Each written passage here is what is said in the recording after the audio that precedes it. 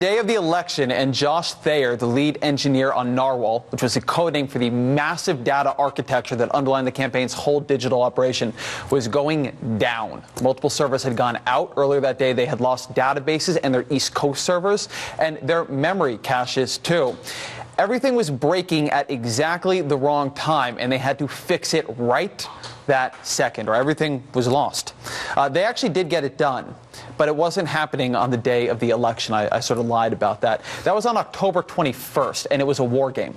Over the next few weeks, the Obama campaign's top secret data group did this over and over and over again. They did 3 simulations in which they destroyed everything they had, and then they rebuilt it all on the fly. By the end, they knew what they would do if the Amazon web service went down cold. They could survive that with no actual downtime.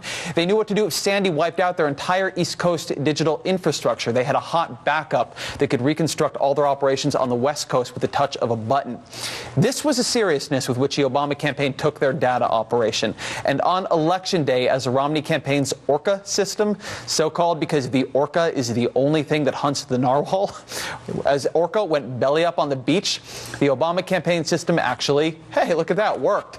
The day after the election, the New York Times reported, quote, "The power of this operation stunned Mr. Romney's aides on election night as they saw voters they never even knew existed turn out in places like Osceola County, Florida. It is one thing to say you are going to do it. It is another thing to actually get out there and do it," said Brian Jones, a senior advisor.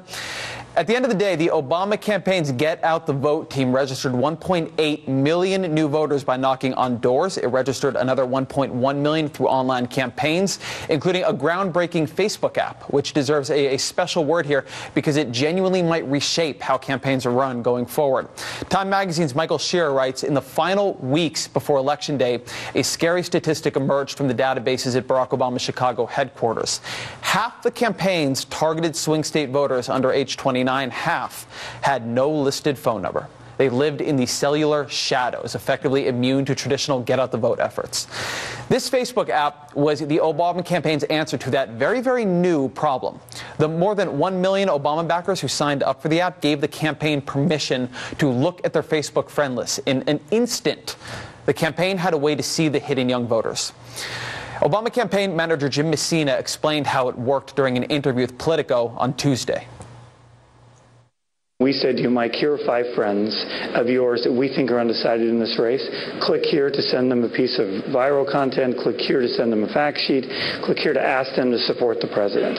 And that sounds like a really easy concept. It's not. It's really hard to do, and it took us a year of some amazing work of our talented technology team to figure out how to do it. But we were able to contact over 5 million people directly through their Facebook worlds and people that they knew. So they're going to look if their friend, Mike Allen, sends them something, they're going to look at it because they know that person.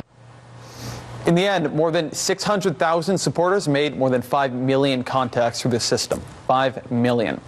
Now that the election is over, the question is what will happen to Jim Messina and his cadre of data crunchers, behavioral scientists, and door knockers who helped the president win his second term.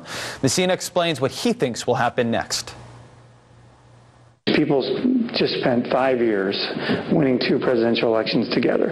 They're now not going to walk away and not help him, become the change that they want to see. So is it possible that an Obama organization, Obama for America, will remain in Chicago as an entity? I think anything's possible. Anything is possible. Joining me now, Karen Finney, a former DNC communications director and an MSNBC political analyst, and Michael Shearer, White House correspondent for Time Magazine.